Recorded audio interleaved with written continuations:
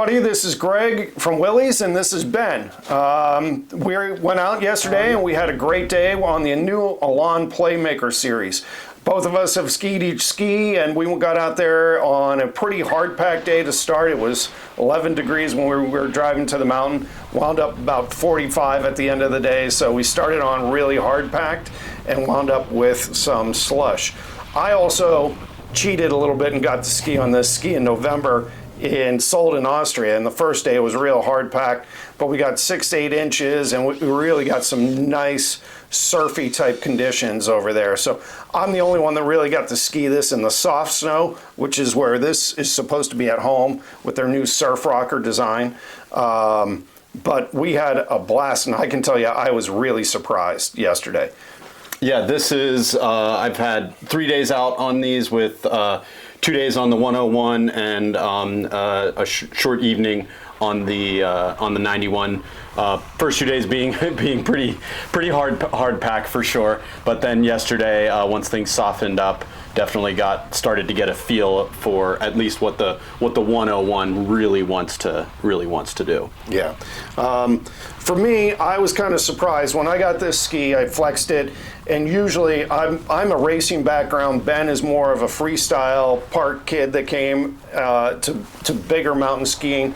I tend to drive the shovel a little bit, and I really always tend to move towards a full metal ski, 2 layers of metal. That's my wheelhouse, what I really like. And Ben usually goes the other direction, and we usually have some great fights over skis. But I can tell you, this is one of the skis that surprised us both, and I think we both agree. Very versatile. Mm-hmm. Yeah, absolutely. A lot of fun, and great value. Both of these skis next year come in at an amazing price points. $600 for $599 for the Playmaker 91 and $649 for the 101, which is about $150 less expensive than, say, like the Rustler series out there. One thing Elan has always done is really come out with great value, and I know in Europe all the ski factories are fighting with the energy costs in making skis, and that's part of the increase that they're getting. Elan did a great job of sustainably, and they put on solar panels on their factory. It's pretty cool if you can look it up on the internet. But anyhow, the skis really surprised me because we started on hard packed, and I was waiting to slide away all day. Yeah.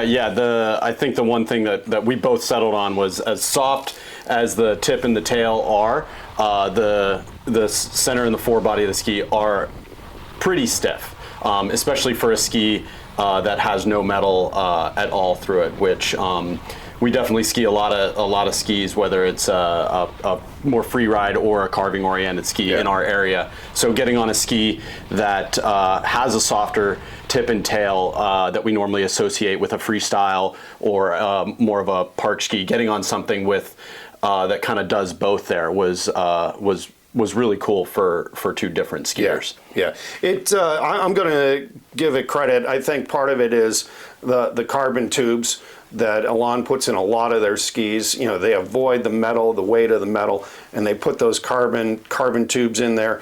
It really gives it a lot of spring, a lot of pop. Very stable but very lively ski. A lot of fun. You took it backwards a couple of times. Had no problem with that.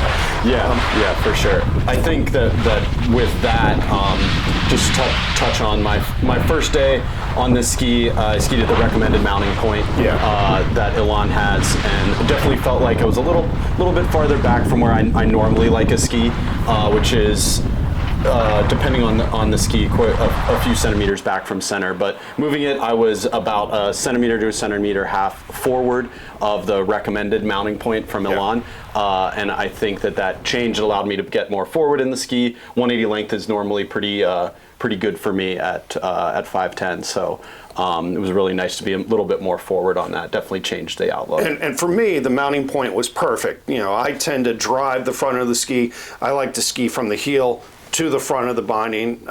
Binding forward is where I really find my wheelhouse and comfort zone. So the factory mounting point was perfect for me. If I was any more forward, I'd be going a little bit further. So if you're more upright, maybe a centimeter forward. That would be max. For me, it was perfect. And we're talking a centimeter. It's really not crazy different.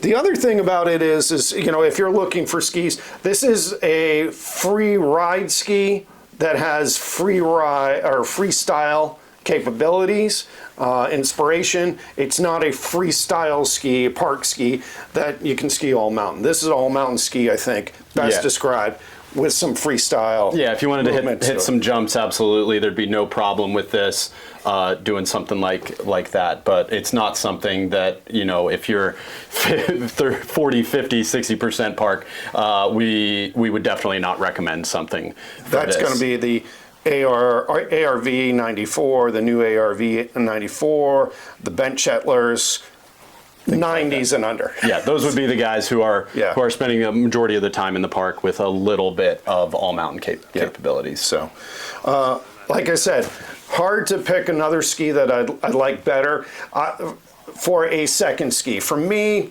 once again, I like wood metal laminates. I really like that stability and that arc.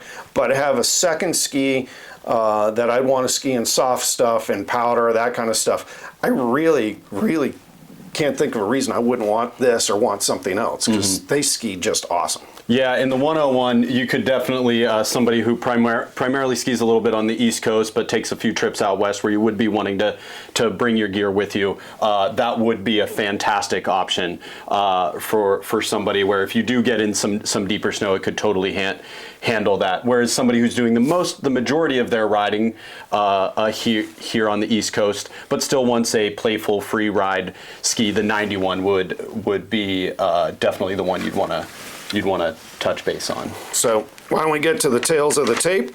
What's the side cut on that one? So in the 101, you're going to go 132 in the tip, 101 at the mounting location, and then 122 at the tail. In the 180 length has an 18.1 turning radius there. Yeah. The difference in the rocker and the taper, which the taper of the ski will really help hang-ups in deeper snow scenarios there.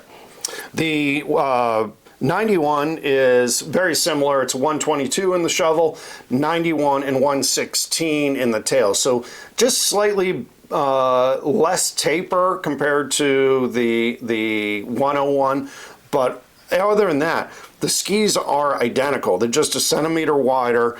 Once again, slightly different in the tail. They both have the true wood core, true light wood core, carbon rods, and then they have the new 360 sidewall construction the whole way around. I think you're going to see a lot more of this. This is pretty unique. I've never seen construction where they were able to bring the sidewall the whole way around the tip and tail and wrap it. Usually you have a filler or something where the top sheet meets the tip material and that kind of stuff.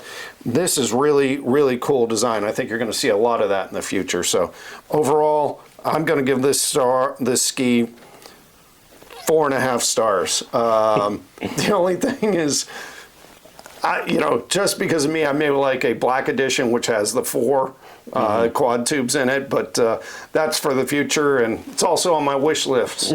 So we'll see. Yeah, the tail of this ski is you can definitely notice the difference between the two skis here.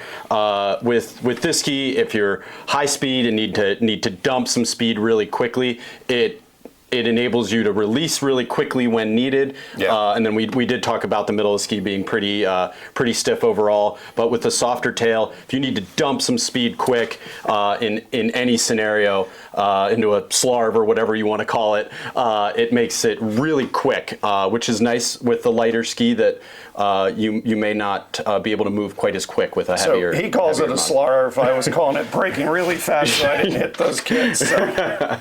Anyhow, that's our review of these skis. If you get a chance, put this on your dance card. You'll enjoy it.